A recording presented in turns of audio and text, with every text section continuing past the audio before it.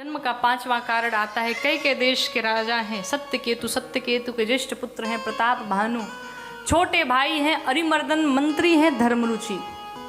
कहानी बड़ी विस्तृत है, लेकिन ये जो प्रताप भानु थे इन्होंने अपने जीवन में बहुत बड़े यज्ञ किए, बहुत दान पुण्य किया, लेकिन एक रात्रि एक राजा था जिसने संत का स्वरूप बना रखा था, नाम रखा था एक तनु, और उस कपटी मुनि का संग मिला।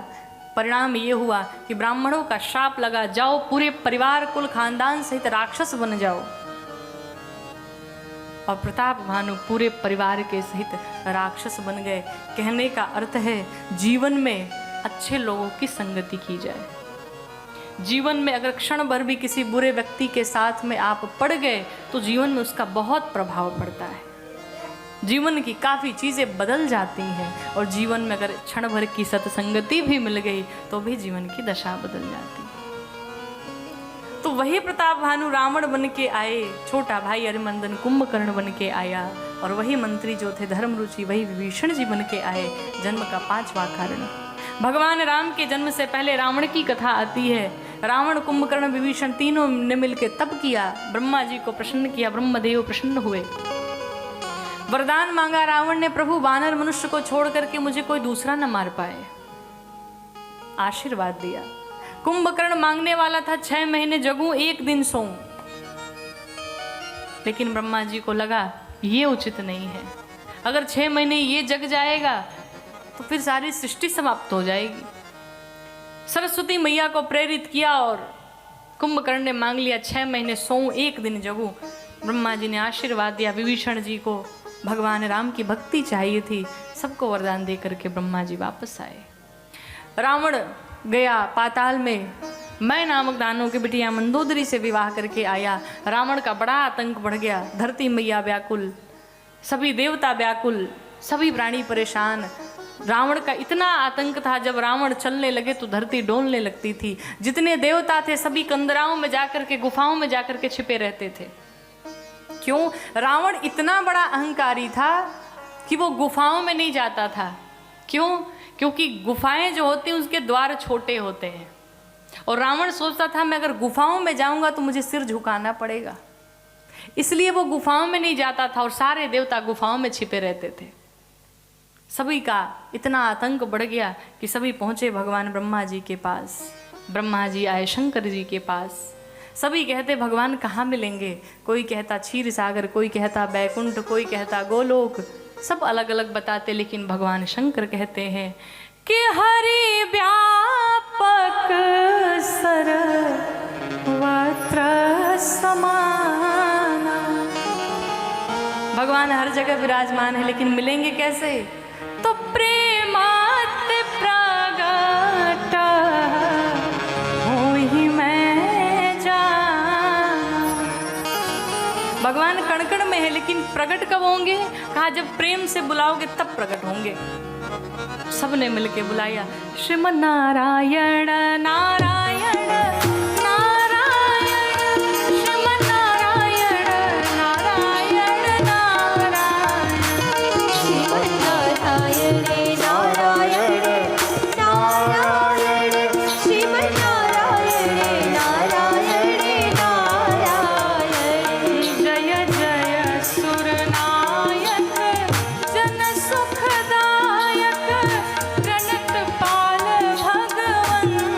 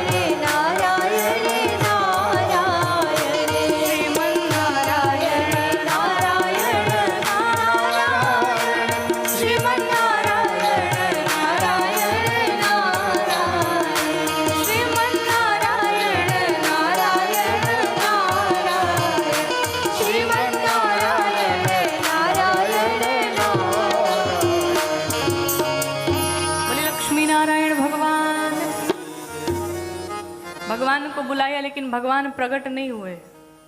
आकाशवाणी हुई, जन डर पहु मुनि सिद्ध सुरेसा। अच्छा, आकाशवाणी क्यों हुई?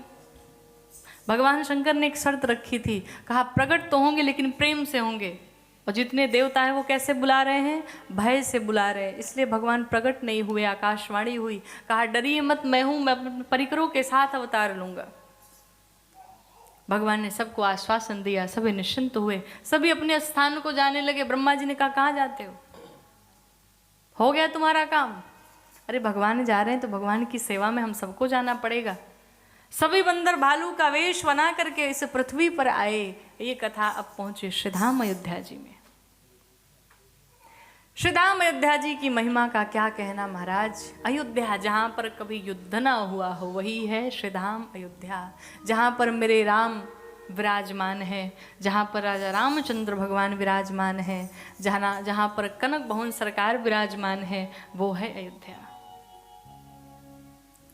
कभी जीवन में कहीं जाइए न जाइए, भगवान से प्रार्थना करिए प्रभु जीवन में एक बार श्रीधाम अयोध्या जी अवश्य हो करावे। कौन कौन जाएगा?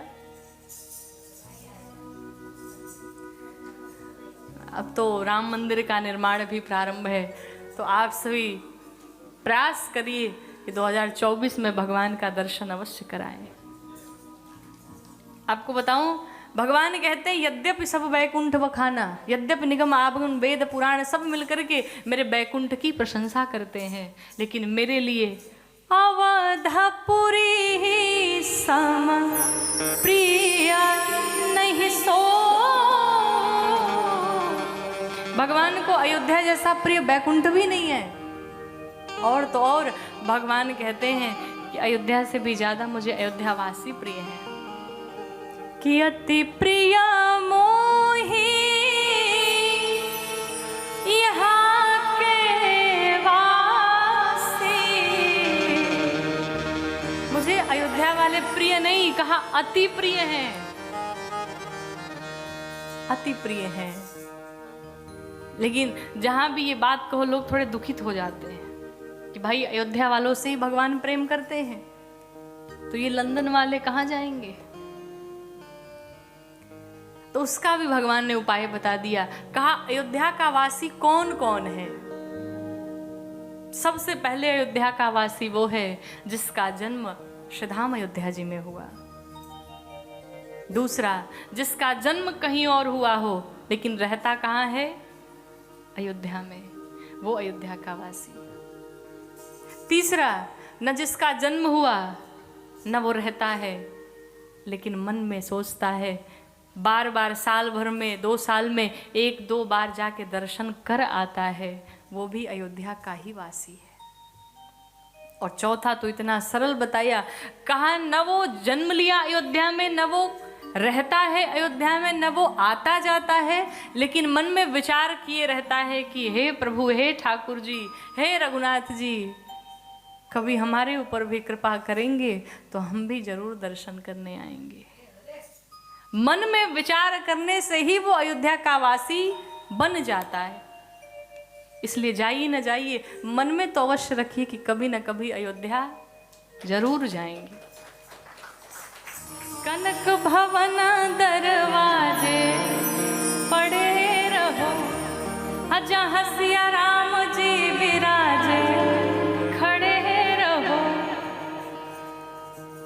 अवध बिहारी सरकार की बड़ी कृपा कि अवध बिहारी हो हम सब आए शरण तिहारी। महिमा भारी हो आए शरण तिहारी। महापात की राह अजामिल से मिला सुरधा। नारायण आ गए लिया जब पुत्र का अपने नाम। महिमा भारी हो आए शरण तिहारी। कल एक कनक भवन की सच्ची घटना हम आपको सुनाएंगे। आज जन्मोत्सव की तरफ बढ़ते हैं, समय भी बहुत हो गया है। तो भगवान की कृपा, श्री अयोध्यानाथ की कृपा, प्रार्थना करी भगवान से सदैव बनी रहे। और जीवन में एक बार अवश्य दर्शन करके आए। उसी श्रीधाम अयोध्या जी में चक्रवर्ती सम्राट महाराज दशरथ विराजमान है, जो धर्म की धुरी को धारण किए हुए हैं।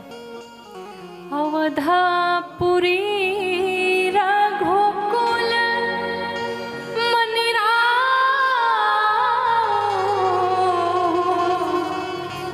वेदा विदिता तेहि दशरथ नाम,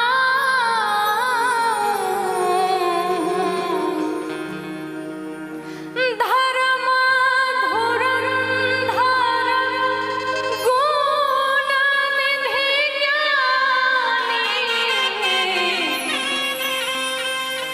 धर्म धुरंधर गुण निधि ज्ञानी, हृदय भगति मति सारंग पानी।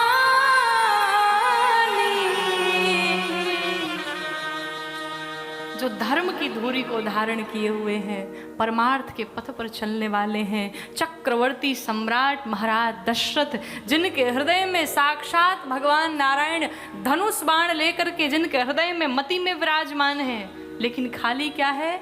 मन खाली है। 4 प्रकार की विशेष इंद्रियां हैं हमारी, मन, बुद्धि, चित्त और अहम। बुद्धि में साक्षात भगवान है, चित्त कहें तो हृदय में भगवान है, अहम को हटा दीजिए, बचा क्या? मन, और मन खाली है, इसीलिए एक बार ग्लानि हो गई। एक बार भूपति मन माही, भे गलानि मोरे सुत नाही। मेरा कोई पुत्र नहीं है, कोई संतति नहीं है। ऐसा नहीं था महाराज दशरथ की कोई संतति नहीं थी। महाराज दशरथ की एक पुत्री थी जिनका नाम था शांता। लेकिन हुआ क्या? महाराज दशरथ के परम मित्र हैं रोमपाद जी। रोमपाद ऋषि एक बार आए और उन्होंने कहा, महाराज आपकी पहली जो भी संतान होगी आप मुझे प्रदान करेंगे। और अपने वचनानुसार महाराज दशरथ ने अपनी प्रथम पुत्री को रोमपाद जी को दे दिया। रोमपाद जी लेकर के शांता जी को गए। नगर में एक बार अकाल पड़ा, और जब अकाल पड़ा तो वहां पर रोमपाद जी गए। उनके जाने से अकाल समाप्त हो गया। वही श्रृंगी ऋषि आए और श्रृंगी ऋषि से शांता जी का विवाह करा दिया। महाराज दशरथ पहुंचे गुरुदेव वशिष्ठ के पास, जाकर के लगे रुदन करने, पांव पकड़ लिए, कहा गुरुदेव कुछ उपाय करिए, मन बड़ा परेशान है। जीवन में जब कोई समस्या आए तो किसी और के पास नहीं, दौड़े भागे अपने गुरुदेव के पास पहुंचिए, जीवन का सभी हल मिल जाएगा। महाराज दशरथ भी पहुंचे, पकड़ लिया चरणों को, कहा प्रभु मेरी सहायता करिए। गुरुदेव वशिष्ठ मुस्कुराने लगे। महाराज दशरथ कहते, प्रभु मैं रो रहा हूं, आप हंस रहे हैं। कहा आप अपने आज को देख करके रो रहे हैं, मैं आपके कल को देख के मुस्कुरा रहा हूं, चिंता न करिए। धरहूं धीरा होई हई सोत चारी। एक पुत्र की चिंता में है, 4 आने वाले हैं और साधारण नहीं होंगे। त्रिभुवन विदित भगत भयहारी, चिंता न करिए। और उसी श्रृंगी ऋषि को बुला करके पुत्र कामेष्ट यज्ञ कराया। यज्ञ से यज्ञ नारायण भगवान चरु कहें तो खीर लेकर के प्रकट हुए और महाराज को बुलाया, कहा माँ कौशल्या और कैकेयी को आधा आधा खीर प्रदान करिए और इन दोनों रानियों से कहिए अपने में से भाग निकाल करके सुमित्रा को प्रदान करें। 2 भाग माँ सुमित्रा को मिला, 1 भाग माँ कौशल्या माँ कैकेयी को मिला। परिणाम ये हुआ कि माँ कौशल्या को 1 पुत्र, माँ कैकेयी को 1 पुत्र और माँ सुमित्रा को 2 पुत्र हुए। माँ सुमित्रा ने यहाँ वचन दिया, कहा बहनों अगर मुझे 2 पुत्रों की प्राप्ति हुई तो मैं अपने दोनों पुत्रों की, आप दोनों पुत्रों की सेवा में लगा दूंगी। और वही माँ सुमित्रा ने किया। राम जी के पीछे लक्ष्मण जी को लगा दिया, भरत जी के पीछे शत्रुघ्न भैया को लगा दिया। तीनों माताओं ने खीर खाया, माताओं के अंक में भगवान आए। गोस्वामी जी गाते हैं कि जा दिन ते हरि गर्भहिया आए, जा दिन ते हरि गर्भहिया आए, जा दिन ते हरि गर्भहिया आए, सकल लोक सुख संपत्ति छाए, सकल लोक सुख संपत्ति छाए,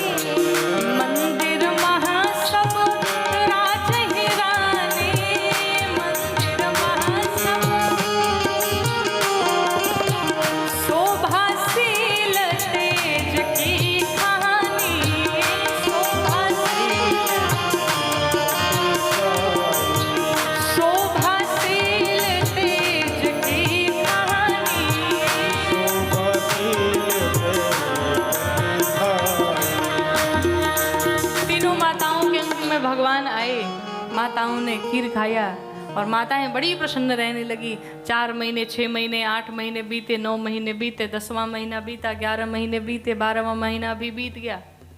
भगवान के आने का समय हुआ। जोग लगन ग्रहवार तिथि, ये जब सकल भये अनुकूल, तो चर अरुचर सब हर्ष जुत, राम जन्म सुख मूल। भगवान के आने का समय हुआ। अयोध्या जी में नदियां में जो जल बहा करते थे, आज अमृत बहने लगा। सभी पर्वत मड़ियों से जड़ित हो गए। सारे संत महात्मा, देवी देवता सब आकर के अयोध्या में कीर्तन करने लगे। इधर भगवान शंकर माँ भवानी से कहते, देवी नीचे देखो। और जैसे मैया ने देखा, भय प्रगट कृपाला दीन दयाला, कौशल्या हितकारी, हरषित महतारी, मुनि मनहारी, अद्भुत रूप विचारी, लोचन अभिरामा, तनु घन श्यामा, माता मुनि बोली, सोमति डोली, सजहु तात यह रूपा, की जैसे सुलीला, अति प्रिय शीला, यह सुख परम